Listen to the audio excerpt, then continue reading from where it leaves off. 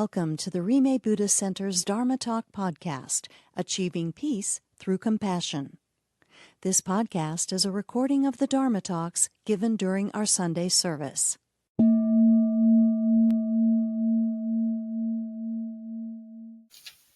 Today, the title of my Dharma talk is, I'm going to tell you you're a good person and convince you it's true. So we'll see how I do. I'm going to tell you a story, and I hope that's okay. And I've told this story here before, so if you've been coming a while, you might have heard it before, but I'm going to tell it better, so it's fine. This is called the Temple of the Golden Buddha story, and this story that I'm going to tell, it's a true story, and it took place in Thailand in the 1700s. And I like to put things in historical context when I tell stories like this, because sometimes I think we lose sight of like how long spans of time are, things like that. So think of the American Revolution's happening here. This is happening in Thailand, okay? So there was this temple in Thailand, and they called it the Temple of the Golden Buddha.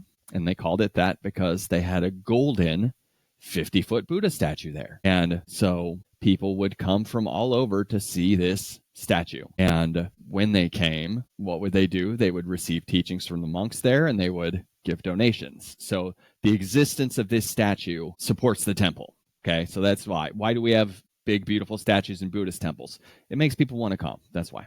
People come to see the statue and they stay for the Buddhism, right? So big, beautiful statue, right? Okay. So one day, the monks in this temple, they get word that the country is being invaded, or this part of the country is being invaded. And sometimes when this story gets told, they say it's being invaded by bad people. I don't think there's bad people. It's being invaded, though, by people who like gold and don't care about Buddha statues. All right. So they're immediately afraid these people are going to come to our temple. They're going to take apart this statue because it's gold. Right. And so they care about this statue because it brings people to the temple. It's what the temple's known for. But two, it's honoring the Buddha. So if it gets destroyed, that's like destroying a sacred object. So we don't want that. Right. So these monks, they're all nervous and they're thinking, well, what are we going to do? What are we going to do? Right. Dozens of monks live here. And they're like, what are we going to do? And this one really creative monk, he comes up with this idea. This idea is we're going to slather this statue with mud and dirt and maybe put like some cheap colored glass on it too and just make it so it's going to go from being this finely crafted golden statue to being like a, bless their heart, they tried their best, stone statue. All right. So that's what they do. So they get all these supplies and they cover it. And so they make it look like a messy stucco. I don't know what stucco is, but they say stucco in the story. So stucco, they make it look like it's stucco and not gold. Okay. So ultimately, these invaders, these bad people, they do come to the temple and they don't even notice this big statue because it doesn't look like it's worth anything. So they don't even notice it. So they just leave. So the monks, they're all high-fiving, obviously, and they're really glad, right? It worked. But then they think, well, these people are still around in our country and they could come again. So we better just leave the statue like this. Following? So they leave the statue like this and they change the name of their temple to Temple of the Great Buddha instead of Temple of the Golden Buddha. Okay? And a bunch of time passes. So much time goes by. And they also decide when new monks come, we're not going to tell them. We're not going to tell them. And the monks, they all keep the secret. And the people in the countryside also keep the secret. So it's now a secret golden Buddha statue. Why did they keep the secret? Because they know what we all know, right? What happens to snitches, right? Right. Snitches get stitches. So no one's ever said that in the Dharma talk. So much time passes that a whole generation passes away. So it comes to pass that everybody that knows about the golden Buddha is not alive anymore. So the monks that live in the temple now, they think it's always been this way.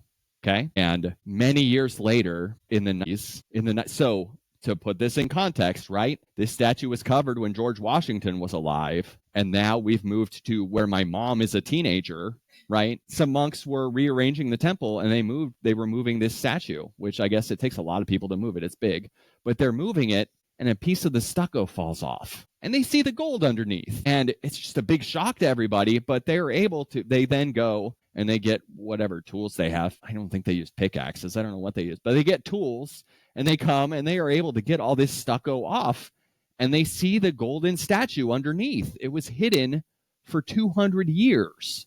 It was hidden from the 1700s into the modern world. And so it's the temple of the golden Buddha again. Now, that's a fun story, right? But why would I tell you that story? We are like the statue. And by that I mean this statue, no matter what they put on it, no matter what they made it look like, and no matter how long also, it was never not a gold statue. It was never not a gold statue, right? So there's a lot of talk in Buddhism about meditation techniques and compassion and wisdom. And these are great, wonderful things, but there's something that's foundational to my beliefs. And someone asked me recently, hey, explain Buddhism in one sentence. And I was like, I don't want to do that. But this teaching that's foundational to my beliefs is the teaching of Buddha nature. It's the teaching that we're already good and we're already wise and we're already compassionate and attentive, and we just don't know it. Sometimes this is called basic goodness, and I like that terminology a lot, basic goodness, because when I hear like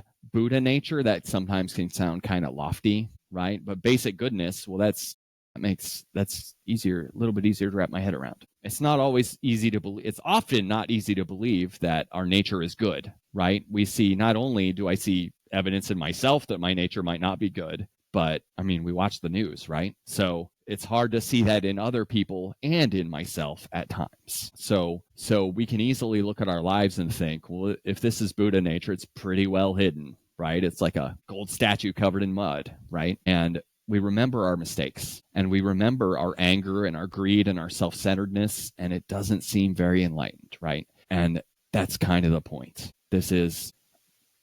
I think it's a teaching we take on faith. Faith, not faith in something outside ourselves, though. Not faith in something that's going to come fix us, but rather faith in our own awakened potential. So there was a Tibetan master in the 19th century named Mipam Rinpoche, and he said, and I quote, "All beings are Buddhas, but this is obscured by adventitious stains. When these are removed, Buddhahood shines forth." Adventitious stains. What a word, right? What it means is temporary, accidental, or not part of our nature. Okay? You are the sky, and all your negativity is the weather. You are the sky, and all your negativity is the weather. So it's like a statue covered in mud. At your core, you're good. And no matter how much mud that statue has, it's still gold underneath. Okay? So that's how it is with us. Our greed, hatred, and delusion are not the deepest truth about us. They're like mud on a statue. And beneath them, our nature is luminous, clear, and awake. You are not your car crashes. You are not your worst choices. You are basic goodness. And that's a radical statement in a culture like ours, because everything around us all the time sends us the signal that we're not good enough, right? The entire thing advertising is built on is you're inadequate and you should spend money, right? It's to convince us that we're not enough. And we have to overcome that. And sometimes we might have trauma in our history that convinces us we're damaged or broken, right? And we have to overcome that too. Our own inner critic can tell us we're a failure, but you're not a failure. The Dharma tells us that we are whole, but the hard part is, of course, we don't always feel that way. It's hard to believe in basic goodness, and that's why I'm calling it an article of faith. And not everybody uses that terminology, but it doesn't mean believing in something impossible. It doesn't mean checking your brain at the door. It means trusting, even when we don't feel it, that there is something good and awake and whole within you, and that is your nature. The Dalai Lama said, and I quote, "From the very core of our being, we simply desire contentment. Our nature is fundamentally compassionate," end quote. And that's another way of looking at it. If you look deeply, every single being just wants to be happy and free from suffering. And even the people who behave badly, at the root of it is a confused attempt to find happiness. And that's there's basic goodness that can show itself through layers of confusion. And, even when I see people in the news that seem like they're really awful people, I can tell they're not happy too, right? It does not make you happy to be awful to other people. It just doesn't. So we practice not to become holy, not to be spiritual, but to uncover what's already there. So I try to live by that. We are not broken. We are already whole. And Buddha nature is who we are. So I hope this has been helpful. I love you all.